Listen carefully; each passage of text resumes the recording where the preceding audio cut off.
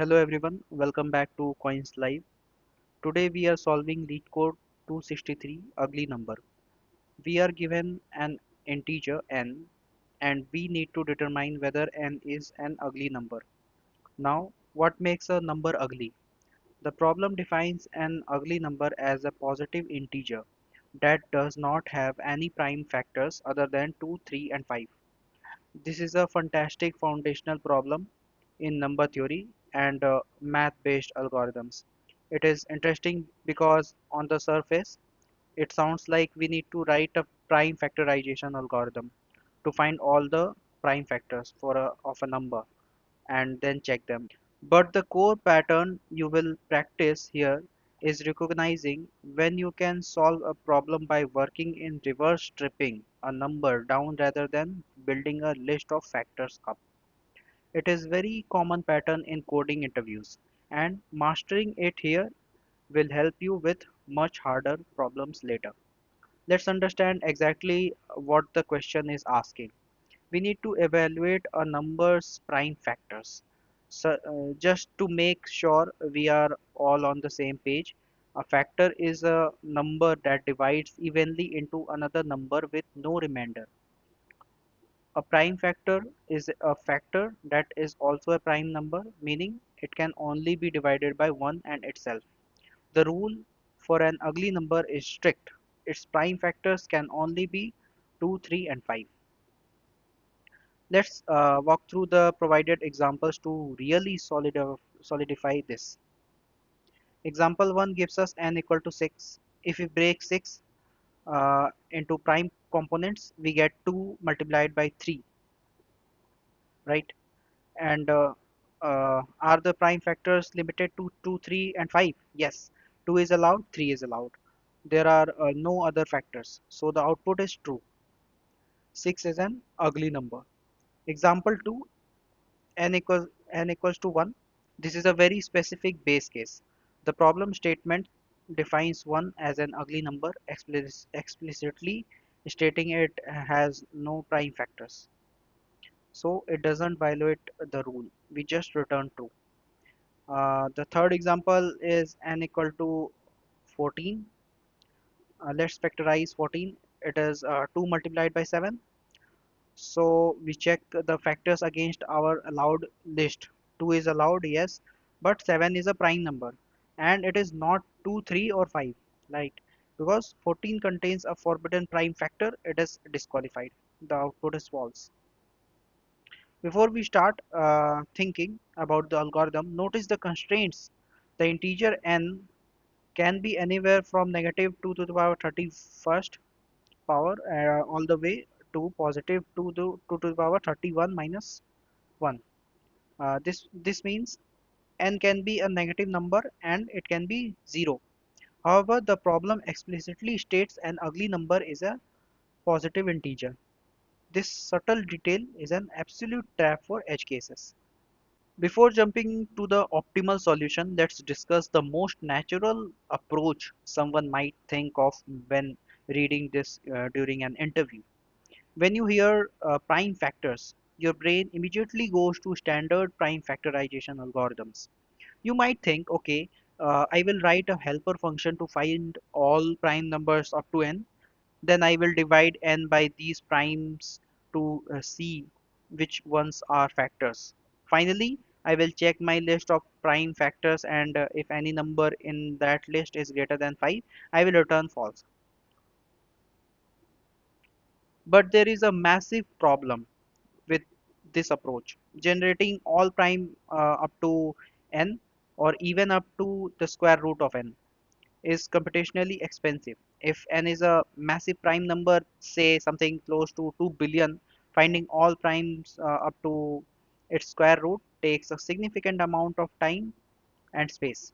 This time complexity could balloon and the space complexity would grow if we store those primes. It is completely unnecessary. We don't actually care what the forbidden prime factors are. We just care if they exist. So instead, what can we do? Let's rethink the problem. We want to know if a number is built exclusively from the building blocks 2, 3, and 5.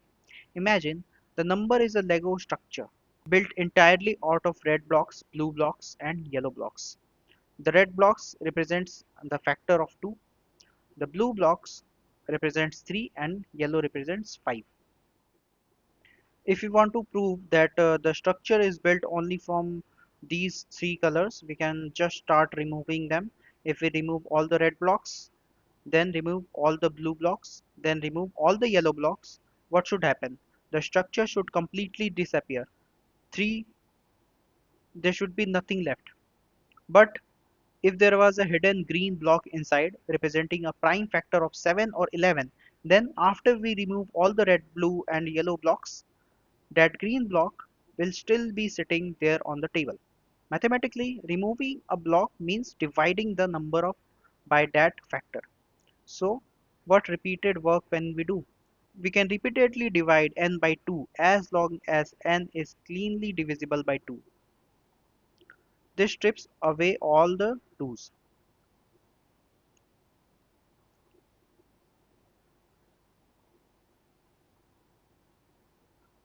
Then we can repeatedly divide n by 3 as long as it's cleanly divisible by 3. This strips away all the 3's. Finally, we do the same for 5. If the number was purely an ugly number, we will have divided it all the way down to exactly 1. If it had any other prime factors hiding inside it, those factors won't divide evenly by 2, 3, or 5. They will get left behind, and remaining number will be greater than 1. This is the key observation that unlocks the optimal solution. We don't build a prime C. We just aggressively divide out the allowed factors and see if we are left with a 1. Let's summarize this approach step by step so it's perfectly clear. First, instantly check if n is less than or equal to 0. If it is, return false immediately because ugly numbers are strictly positive. We have three factors 2, 3, and 5. Start with the 2. Check if the current number n is divisible by 2. Continue dividing n by 2 as long as remainder is 0, updating n with the new quotient each time. Once it's no longer divisible by 2, do the exact same process for the number 3. Once it's no longer divisible by 3, do the exact same process for the number 5. After all dividing is done, look at the final value of n. If n is exactly 1, it means the number was only composed of 2's, 3's, and 5's. Return true. If n is anything else, it means some other prime factors was left behind. Return false. Let's write the pseudocode. As you can see, this is highly readable. We handle the negative and zero edge cases right at the top. We iterate over our three allowed primes. Inside the loop, we use a while loop to exhaustively divide out the prime. Finally, we just check the remainder. Let's write the code in C++. Our very first line of defense is the boundary condition. We know n can be 0 or negative from the constraints. The definition of an ugly number demands a positive integer. So if n is less than 0, we will return false. Now we need to divide n by our three prime factors instead of writing these separate blocks of while loops, one for 2, one for 3, one for 5, which would clutter our code. We can use a standard C++ range based for loop. We can iterate directly over an initializer list. Inside this loop, the variable p will take on the value of 2 on the first iteration, 3 on the second, and 5 on the third. Now we need our core condition. While n is perfectly divisible by p, we want to divide it.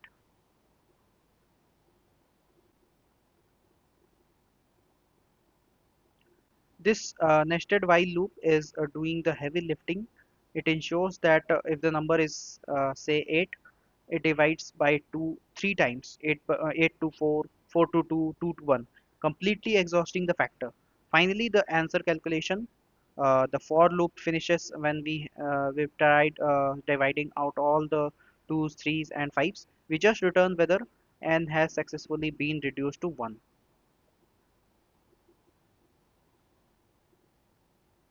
Let's dry run this. N equal to 60. We enter the function is ugly, n is 60. So is 60 less than 0? No, we skip the if block. Now we come to for loop. The list of primes is 2, 3, 5. First iteration p is equal to 2. We check the while condition 60 modulo 2 is equal to 0. It is perfectly divisible. The condition is true. We do n by equal to 2. Now n will become 15. We loop back to the while condition 15 modulo 2. It will become 0, false. 15 is not even. The while loop for p is equal to 2 is complete. The for loop moves to the next prime, that is p equal to 3. We check while condition 50 modulo 3 is equal to 0, true. 15 divided by 3 is 5 with no remainder. We do n divided by 3, it will become 5. Okay, we loop back to the while condition 5 modulo 3, false. The while loop for p is equal to 3 is complete. The for loop moves to the final prime, that is p is equal to 5. Okay, we check while condition 5 modulo 5 is true. We do n by 5. Now n will become 1. We loop back to the while condition 1 modulo 5 is equal to 0, false. The while loop for p is equal to 5 terminates. We reach our final statement, return n equal to 1. Since n is currently 1, 1 is equal to 1, evaluates to true. So 60 is an ugly number and our algorithm correctly proved by breaking it down to 1. Let's submit it. 1 minute.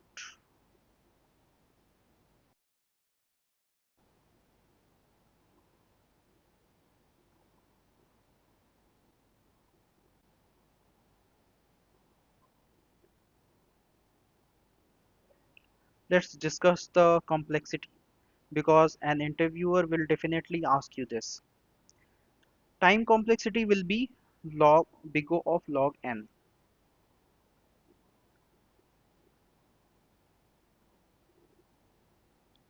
Explain why.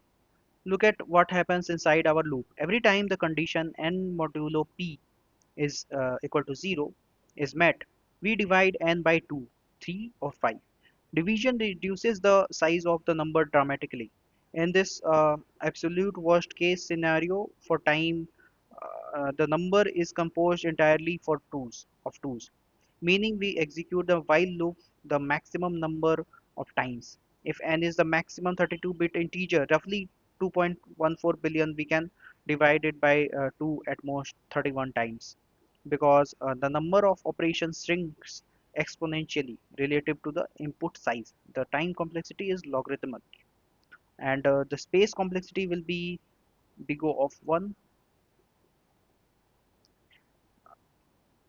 because we are not using any extra memory that will grow up to for as input grows, because we are only using the variables, that is n or p. Okay, let's briefly discuss the edge cases you must consider. Negative numbers. A number like -8 might intuitively feel like it should be an ugly number if you just look at its factor. But the problem definition says positive integer. Our if n equal to n is less than 0, immediately halts the execution and returns false and handles the negative number case. Another edge case is 0. This is a crucial edge case. If you don't handle 0 upfront, what happens? Uh, if 0 modulo 2 is 0, so it is true, then 0 divided by 2 is still 0. The while loop condition 0 modulo 2 is checked again. It is still true. You will create an infinite loop. So the n is less than equal to 0 checks that it will protect us from this fatal error. The another edge case is n equal to 1. As walked through earlier, one skips all the while loops because 1 modulo 2, 3 or 5 is never 0. It safely reaches the bottom or returns 1 is equal to 1, returning true, which satisfy the problem description. Extremely large prime numbers is also an edge cases that if n is massive prime number just under the 232-bit limit, the while loop instantly fail their very first modulo check. It skips down to the bottom, checking if it the massive number equals 1, return false, and finishes in big O of 1 time. Our existing algorithm handles all these perfectly. Now let's discuss the common mistakes that a beginner can do. The first common mistake is forgetting the zero check. As I just explained, omitting if n less than is equal to 0 line is the most common cause of a time limit exceeded, that is TLE error on the problem, because 0 gets trapped in an infinite division loop. The second common mistake, using if instead of while. A very common typo in interviews is writing if here. If you do this, you only remove a single instance of the prime number. If n equals to 4, it divides by 2 once to become 2, moves to the next primes, and returns false at the end, which is incorrect. You must use a while loop to completely exhaust all occurrences of the prime. The third mistake, that overcomplicating this problem with hash maps. Trying to factor the number completely and store the factors in a hash set to evaluate them later. It works, but it takes big O of 1 space or big O of square root of n time. Let's do a quick recap of the what we learned. The important takeaway from this problem is the pattern of reverse engineering a number through division. The main observation was that we don't need to discover what a number's prime factors are. We only need to verify that after dividing out 2 and 3 and 5, nothing else remains. By applying a greedy division approach with a nested while loop, we achieved an optimal time complexity of big O of log n and space complexity of big O of 1. When you encounter problems dealing with prime factorization or verifying properties of numbers, always ask yourself, can I strip the number down instead of building a list of factors up? Remembering this idea will save you a lot of time on similar number theory problems. Keep practicing, and I will see you in the next one.